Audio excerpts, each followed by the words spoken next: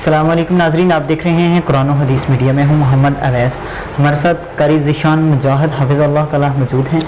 آج ہم جیسا کہ الحمدللہ ہم انبیاء کی ہسٹری لے کے آپ کے سامنے آ رہے ہیں. ہمارا مقصد، ہمارا مشن یہی ہے کہ ہماری اور امت مسلمہ کی اصلاح ہو سکے. تو آج ہم حضرت شعیب علیہ السلام کی ہسٹری کے بارے میں قاری صاحب سے جانیں گے. السلام علیکم. وعلیکم السلام ورحمۃ اللہ وبرکاتہ. الحمدللہ رب العالمین والعاقبۃ للمتقین والصلاۃ والسلام علی انبیاء المرسلین. اما بعد، ویس بھائی، ہم آج حضرت شعیب علیہ السلام کی تعلیمات کے بارے میں چند منٹ گفتگو کریں گے. حضرت شعیب علیہ السلام اصحاب مدین یا اصحاب ایکا، یہ دو قبیلے تھے، ان کی طرف نبی بنا کے ان کو بھیجا گیا. یہ ایک ہی قبیلے کے دو نام ہیں، زیادہ جو صحیح بات ہے وہ بعض کہتے ہیں کہ مختلف علیحدہ علیحدہ تھے. تو یہ حضرت ہود، حضرت صالح اور حضرت لوط علیہ السلام، ان کے بعد ان کو ان بستیوں کی طرف نبی بنا کے مبعوث کیا گیا، بھیجا گیا. اور ان کا قرآن مجید کے اندر تقریباً 11 مرتبہ ذکر آتا ہے. ان کے آنے کا مقصد اور ان کو بھیجنے کا مقصد کیا تھا کہ جو اصحاب ایکا تھے، جن میں اصحاب مدین بھی کہا جاتا ہے، تو وہ قوم بہت ہی انتہا کو پہنچ چکی تھی، گمراہ ہو چکی تھی. ان کے اندر سب سے بڑا گناہ کیا پایا جاتا تھا کہ وہ پیڑوں کی پوجا کیا کرتے تھے. پیڑ کسے کہتے ہیں؟ درخت. درختوں کو بھی پوجتے تھے، درختوں کے پتوں کو پوجتے تھے. جیسے آج ہمارے علاقے میں آپ دیکھا ہوگا کہیں، بالکل ایسے ہمارے پاکستان کے اندر بھی ایسے درخت ہیں کہ آپ دیکھیں گے کہ لال اور پیلی کالی جھنڈیوں سے بھرے پڑے. بالکل ایسے. یا آپ جائیں چشتی چوک کراس کریں تو ساتھ ہی جنگل کے اندر ادھر ایک درخت ہے، بان کا درخت اسے کہا جاتا ہے.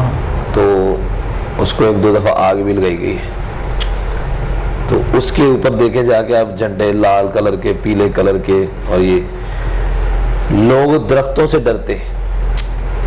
اور یہ قوم شعیب جو تھی وہ خاص کر پیڑوں کی پوجا کرتی تھی، یعنی درختوں سے بھی وہ ڈرتے تھے. اتنی وہ گمراہ ہو چکی تھی، اللہ کو اتنا بھول چکے تھے، توحید سے اتنا دور ہو چکے تھے، شرک کے اندر اتنا ملوث ہو چکے تھے. تو اللہ رب العالمین نے حضرت شعیب علیہ السلام کو ان کی رہنمائی، بھلائی کے لیے، ایک اللہ کی طرف بلانے کے لیے، توحید کا سبق سکھلانے کے لیے اور شرک سے بچانے کے لیے، اور ان کو بھیجا، مبعوث کیا. سب سے بڑی مرض اور گناہ ان کے اندر یہ تھا کہ ایک اللہ کو چھوڑ کے درختوں کو پوجتے تھے، درختوں کے پتوں کو پوجتے تھے. اور تیسری جو بات تھی ان کے اندر یہ کہ وہ لوگوں کی قبروں کو بھی پوجتے تھے.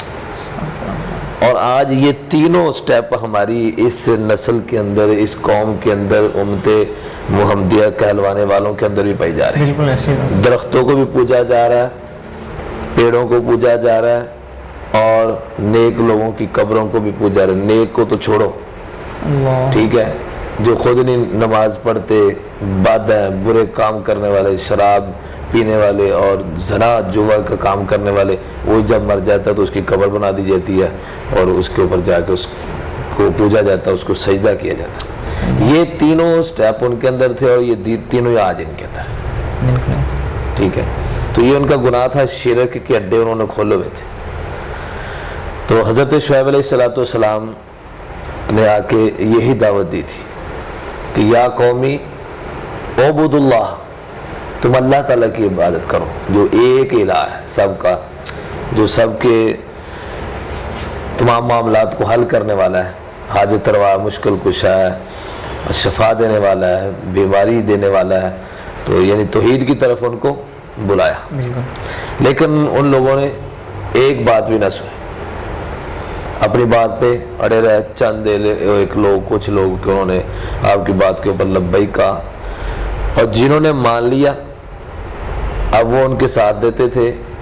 جو نہیں مانتے تھے، جو کفر کے اوپر پکے تھے، ڈٹے ہوئے تھے، شرک کرنے والے تھے، وہ الٹا ان کو دھمکی لگاتے تھے کہ آپ باز آ جائیں، نہیں تو ہم آپ کو اس علاقے سے نکال دیں گے آپ کو، اور والذین آمنوا معہ، جو آپ کے ساتھ ایمان لے کے آئے ان کو بھی ہم نکال دیں، آپ کے ساتھ نکال دیں گے، رجم کر دیں گے، ہم اپنے علاقے سے آپ کو نکال دیں گے۔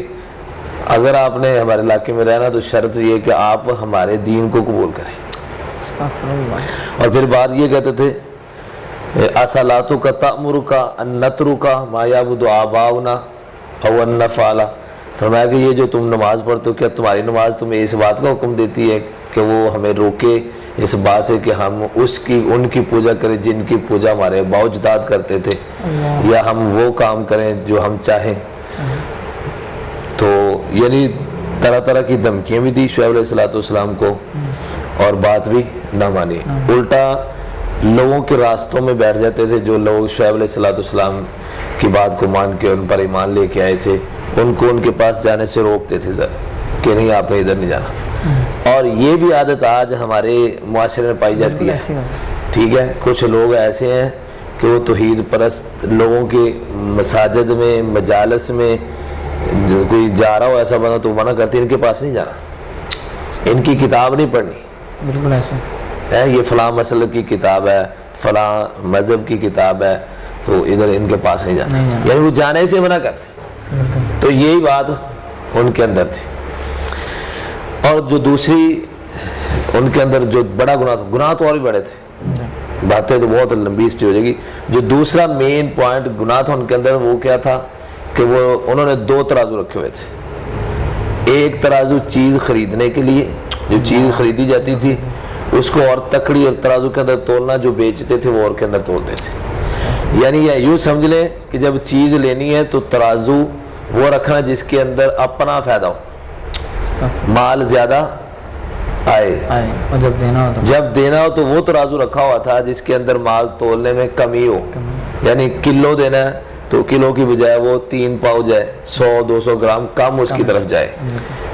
اس میں بھی اپنا فائدہ سوچنا، جب لینا ہے تو تب وہ ترازو کہ وہ کلو کی بجائے کلو سے 100 گرام 200 گرام اوپر آئے۔ تو اس کے بارے میں اللہ تعالیٰ رب العالمین نے فرمایا وَلَا تَنْقُصُ الْمِكْيَالَ وَالْمِيزَانَ، کہ تم ناپ اور تول کے اندر کمی بیشی نہ کرو، نہ زیادتی ہونی چاہیے نہ کمی ہونی چاہیے، یعنی ایک دوسرے کے ساتھ فراڈ اور دھوکہ نہیں ہونا چاہیے۔ تو وہ جس کرتے تھے ان کے اندر یہ جو گناہ تھا عام تھا، ایک رواج بن چکا تھا۔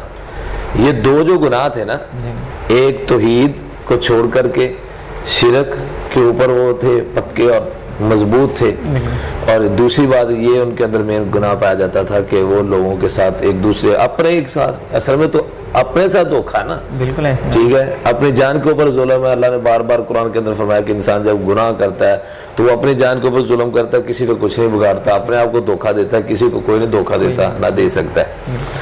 اب یہ گناہوں کی وجہ سے ان کے اوپر پھر عذاب آیا۔ شعیب علیہ السلام نے بار بار ان کو منع کیا، وہ نہ مانے، الٹا ان کو دھمکیاں، ان کو ماننے والوں کو دھمکیاں، راستوں کے اندر رکاوٹیں پیدا کرتے تھے، تکلیفیں دیتے تھے، پریشان کرتے تھے۔ بہرحال پھر اللہ تعالیٰ کی طرف سے عذاب آیا۔ عذاب کیسا تھا؟ حدت، یعنی سخت گرمی۔ یہ گرمی بھی ایک اللہ کی طرف سے عذاب، سردی کا بھی اللہ کی طرف سے عذاب۔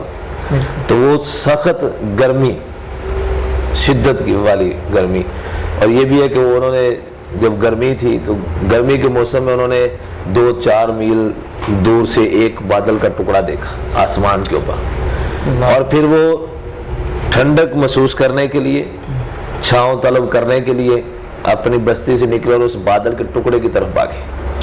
اب جب وہ اس بادل کے ٹکڑے کی طرف بھاگے تو آگے گئے تو پھر اس کے اندر سے بجلی کٹکی اور شدت کی گرمی، اور وہ جو سارے تھے سارے کے سارے ہلاک ہو گئے۔ اللہ نے یعنی اس بادل سے بجائے، بادل کا کام ہو تو اس کے اندر سے بارش برسنا، بادل کے اندر سے تو یعنی وہ ٹھنڈک محسوس ہوتی ہے، ہوائیں چلتی ہیں، انسان کو سکون ہوتا ہے، لیکن اس بادل کے ٹکڑے کے اندر سے آگ برسی، وہ ان کے لیے عذاب تھا۔ تو پھر اللہ تعالیٰ نے ان کو تباہ و برباد کر دیا، یعنی کہ ان کی بربادی کا جو سبب بنا وہ 2 مین گناہ بنے، ایک تو شرک اور دوسرا ناپ کے اندر کمی بیشی کرنی، یہ دو تھے اور یہ دونوں گناہ آج ہمارے معاشرے کے اندر عام پائی جاتے ہیں.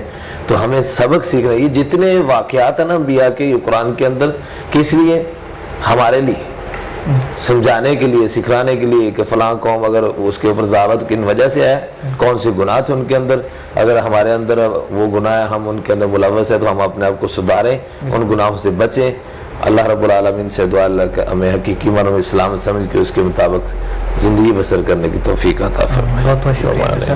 جی ناظرین، اللہ تعالیٰ ہمیں عمل کرنے کی توفیق عطا فرمائے. اگلے پروگرام میں پھر حاضر ہوں گے، تب تک کے لیے ہمیں اجازت دیجیے. اللہ حافظ. دعوت قرآن و سنت اپنی یہ پہچان ہے.